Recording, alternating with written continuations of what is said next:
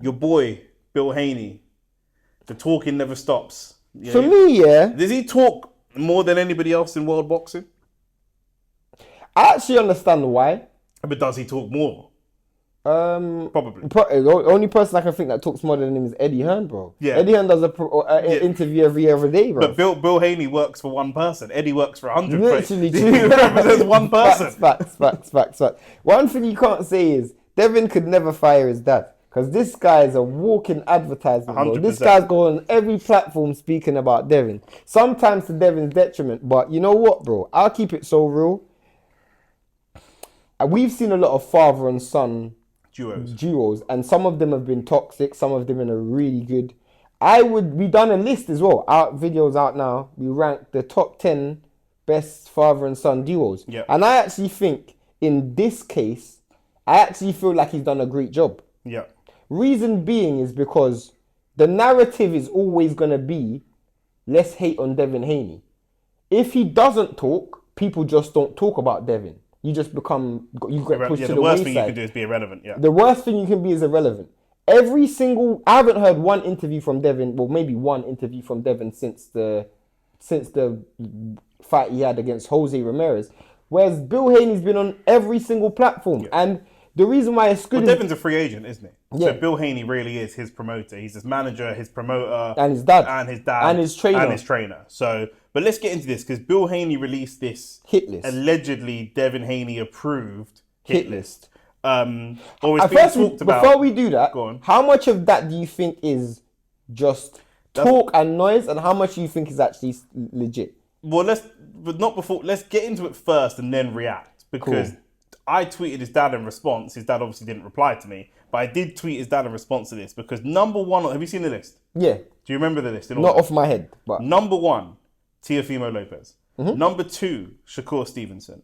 Number 3, Gervonta Davis. Number 4, Jaron Ennis. Number 5, Brian Norman Jr.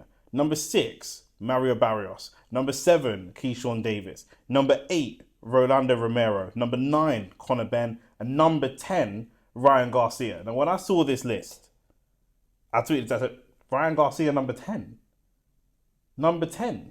Well, firstly, here's the thing, yeah. Firstly, let's just keep it real.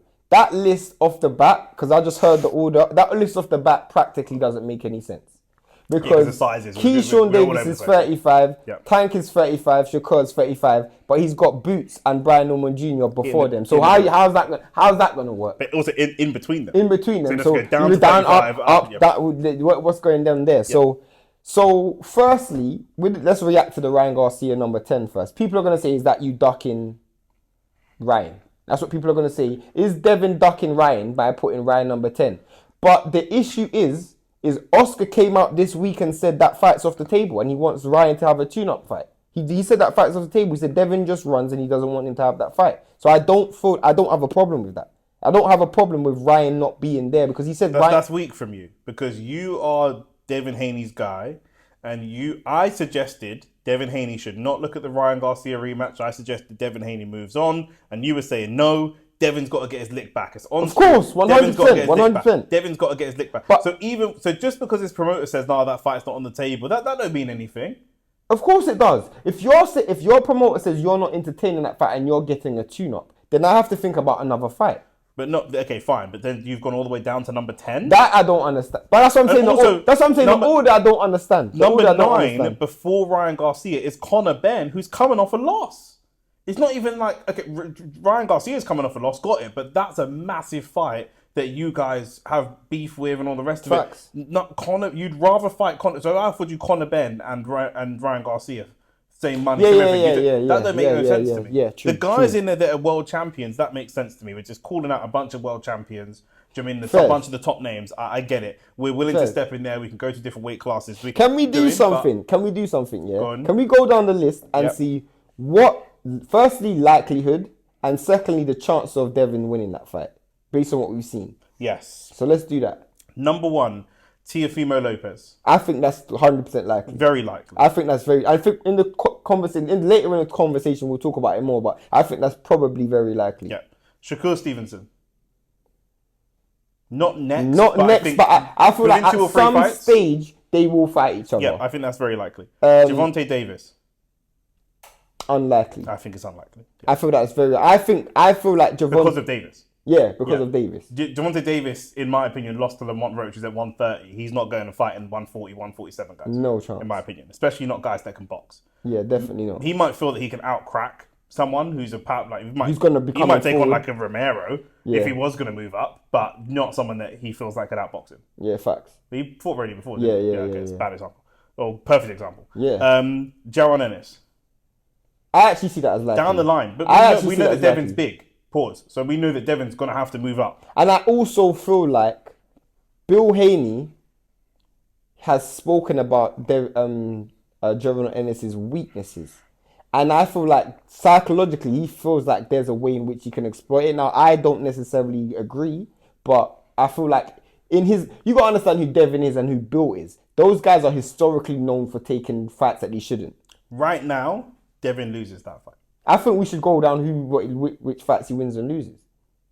Okay, so Teofimo. Okay, so do you want to do that now? Yeah. Okay, so Teofimo Lopez, you think very likely. Yeah. Right now, I lean towards Teofimo Lopez. Right now, I lean towards Devin.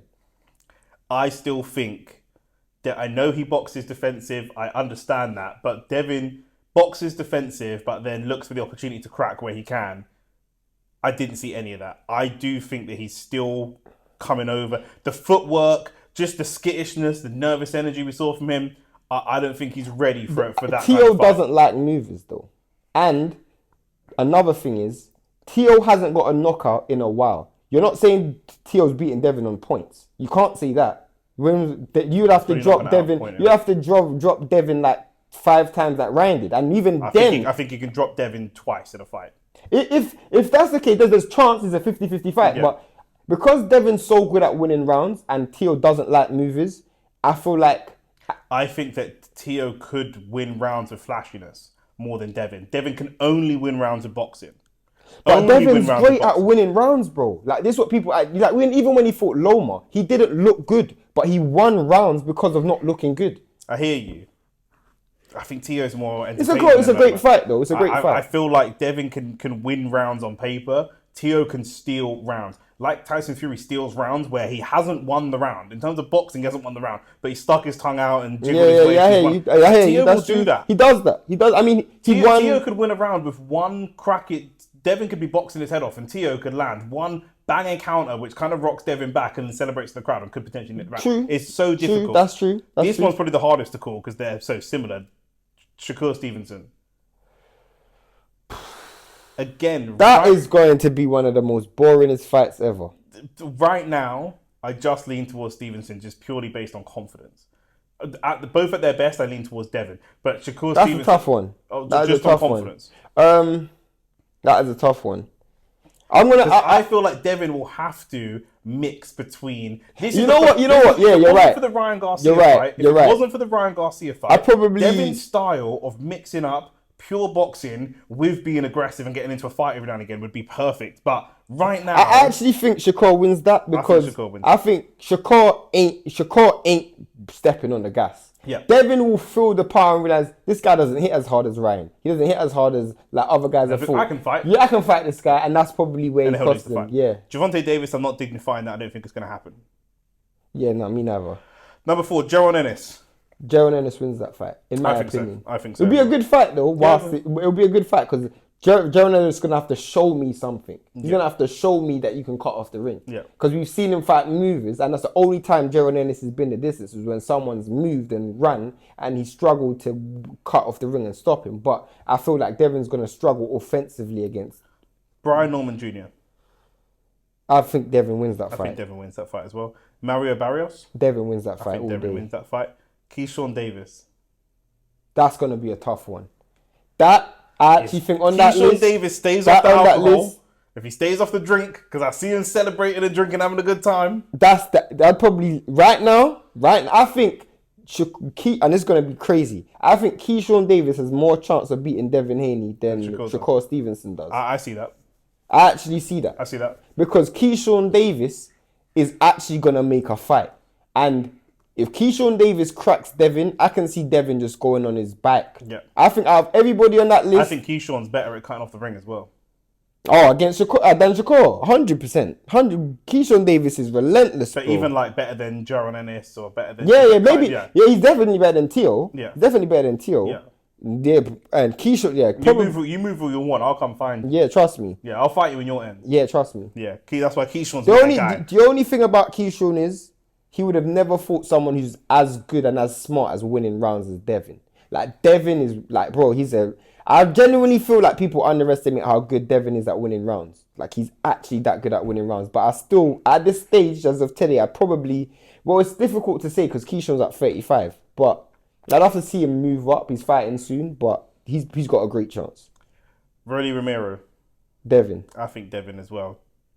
And I think because, again, Devin will know Rolly's got that power. Stay away from that power. That's and literally if you know that ahead of time, someone that can mix it like Keyshawn, difficult. Someone that can mix it like Jaron, difficult. But you know you're going to have a power puncher. Devin is skilled enough to just stay away from that punch. Facts. Conor Ben. That fight. It's mixy. It's fight. Mixy. You know why it's funny? Because mixy, bro.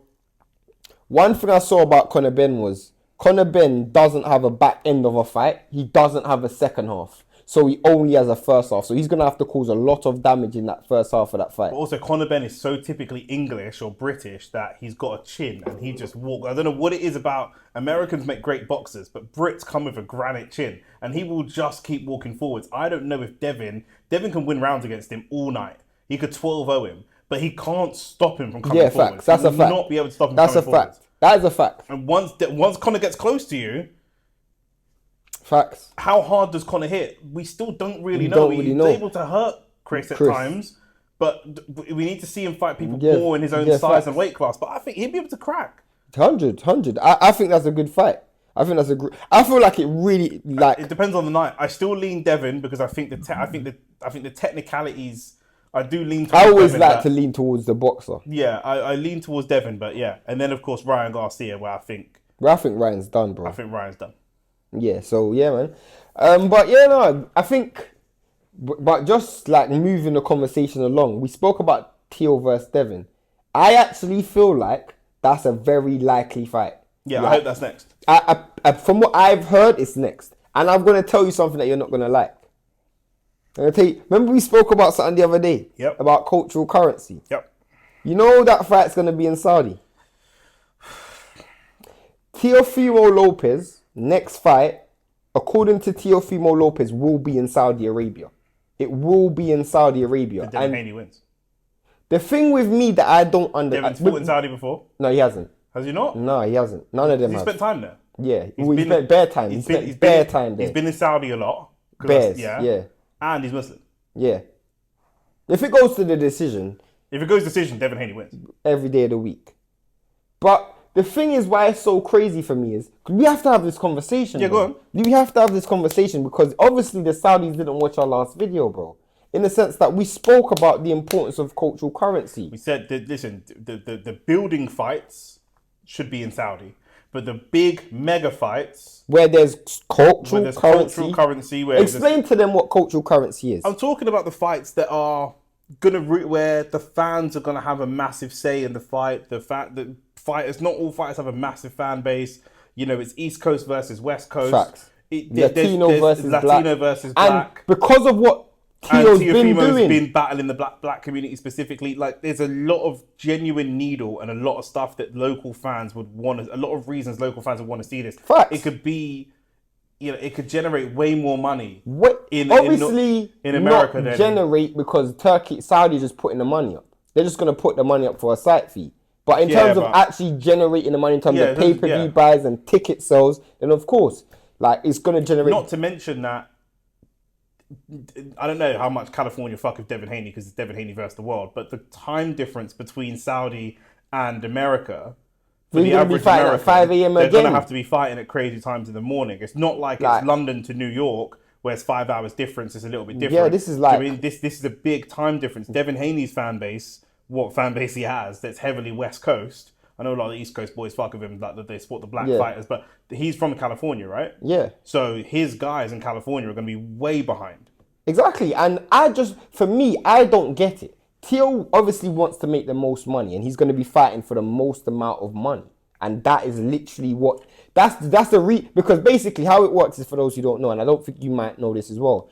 Basically, Saudi have dates that they want fights on, and basically one of the dates that they had was intended for was for Canelo versus Crawford, right? And that was supposed to be in Saudi also.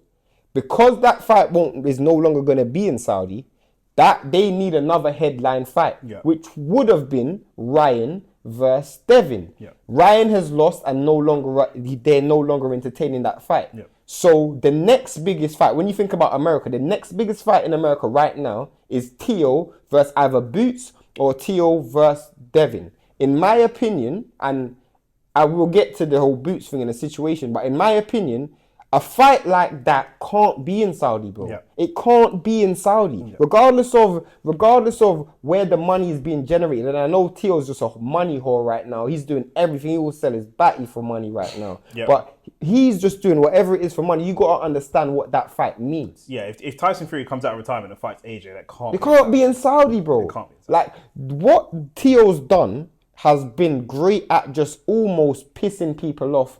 All of this whole the racism stuff. All, yeah. The environment, what we're talking about when we talk about cultural currency is the environment that they would fight in, the cauldron of fan bases in Vegas or anywhere on the West Coast, New York, Philly, any of these places is not replicable anywhere else in the world. It's not even replicable specifically in Saudi. Specifically in Saudi. If they hosted that fight in London, it wouldn't be the same as in America. You could pack out a London stadium with 10,000 Latin man and 10,000 black man and have a little bit of needle. Of course, but you can't. You ain't having that. Even in what you got to understand is when they do the promotion, you got Bill Haney, you got Teofimo Lopez's dad, you got Teo. These man talk shit for a living. I'm not trying to hear no press conference. Oh, thank you, His Excellency. I'm not trying to hear that, bro. We're gonna hear the Saudi national anthem. I ain't trying to hear none of that, bro. I'm trying to hear man say, bro, when I see you, it's on site. That's what I'm trying to hear. Yeah. And you don't get that in Saudi. People are just too respectful. And this is not the sport for it, bro. Go for cricket, blood. Yeah. This is boxing. And this is what we speak about so much, which is culture. There are certain fighters that need that. Facts. Teo needs that. No matter, I prefer Devin Haney to Teofimo Lopez, but I want to see them both fight at their best. And at his best, he's shit talking, winding up the crowd, winding up Bill Haney. Bill Haney's quite emotional. He gets rattled. You know, he's going to be in the corner affecting. That will be someone like Tyson Fury. He needs to talk to his opponent. He needs to chat shit to his opponent. He needs a crowd influence. Trust me. He'll be flat otherwise. He needs that. And I think whatever the fighters need outside of steroids, Ryan Garcia, but give them what they need. Give them the environment that they need. It's almost like having a Champions League final or a last game of the season, North London Derby behind closed doors, like COVID. Can you imagine a North London Derby in Saudi? Yeah. What are we doing, bro? It'd be like COVID year. Literally, what are we doing, bro? We saw during COVID, the results were just crazy because it was flat. There's no environment. Places like Anfield that are normally a cauldron is just not really... Bro, so it makes a difference. It makes a difference. And I'm not trying to see that, bro, but it's happening. It's actually happening. And this is what people are doing, bro. They're just selling themselves for money. And I don't really like it. That's what it is, man. That's where we've got to, unfortunately, at this stage. But... yeah, well... I mean, a lot of people are going to be like, oh, why are we not talking about Teofimo Lopez versus Boots? And isn't that the fight that's going to be made? In my opinion, for one, Boots ain't fighting outside in East Coast America, bro. Yeah. He's just not going to do it. Like, bro, he sold 12,000, 14,000, 9,000. 12,000, 14,000, and I think 10,000 in East Coast, headlining his own shows. I am not going to then go to Saudi. That just ruins my momentum. Yep. The last fight that I had was the only fight out of those three that I won by stoppage. I'm gonna win another fight at in my home area. The thing is, man are only jumping on the Teofimo Lopez versus Boots thing because of the recent needle. But the needle has been there with Devin Haney for years. Way longer. They would have fought already if he didn't lose to Kambosos, bro. Yeah. And then Devin had to fight Kambosos in Australia. Yeah. But if you beat Kambosos, Devin and Teo would have fought time ago. They've already been shit-talking each other on the build-up to the New York card, but there was the four of them there and they were already... So the needle's already there. I'd like to see Teofimo Lopez fight Jaron Boots Ennis, but not before Devin. And... like, for me, Jaron. Same way I'd like to see Devin fight Conor Benn, but not before Ryan. Literally, it's like Jaron Ennis. I would love to see Jaron Ennis fight Majimov, but not before Virgil. Yeah. Jaron Ennis and that's the fight I want to see. Yeah. And for me, if I'm not seeing Jaron Ennis fight, he can't fight Barrios because Barrios is fighting Pacquiao. No, Brian Norman Jr. has gone to Japan. Teofimo Lopez doesn't have a belt at 47. So for me, if your next fight isn't a world title fight at 47, which it can't be, I want to see you fight at 54. 54 is very shallow as well. Like, it's not like... What do you mean shallow in terms of names or in terms of ability? In terms of big names. Oh, in terms of big names, yeah, but there's great fighters there. Because all those guys will be coming to 54 pretty soon. Do you mean at 47? Yeah, I think a lot of them will be moving up to 54. I don't know about that. Or what I'm saying is those fights are not gone. Those No, fights yeah, they're not gone. They're not gone. Those fights will still be there. I mean, definitely, if Teo and Devin fight each other, I can definitely see the winner of that first in Jaron Ennis. But for me, I just feel like the next step for Jaron Ennis is literally just to continue the momentum that you already have. Like, you've had good fights, you've had good sellout fights. Don't go Saudi, bro. Just keep fighting in America and just keep building up your profile. And then, because if he does move to 54, you brought up a good point. At 54, outside of Virgil, you're probably going to be the biggest name at 54. If Crawford moves up to 68, which he's doing to fight Canelo, who at 54 has a bigger name than you? Yeah. And you can pretty much just colonize that division. Whereas if you stay at 47, you almost have to share the limelight with a Rolly, with a Ryan, with a Keo, with a You Devin. can beat Virgil now, and then you can unify against the winner of Barrios and Pacquiao. No, but that's 47. Barrios and Pacquiao? 47. Oh, I thought it was 54. Okay, That's fair 47. Pacquiao's still making 147. Bro, Pacquiao, I don't even know Pacquiao's still fighting, bro. I don't even know how Pacquiao's still... For me, if I'm Jaron Ennis, yeah, I swear to God, this will be my fight. This will be my advice.